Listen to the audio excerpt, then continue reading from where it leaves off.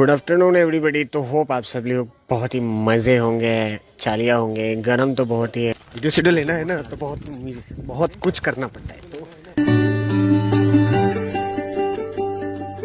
দূৰণিৰ পাহাৰৰ চিনাকি বাটেৰে ৰামধেনু বিচাৰি যাওঁ, সেউজীয়া পৃথিৱীৰ কুমলীয়া হৃদয়ৰ ঠিকনা বিচাৰি পাওঁ।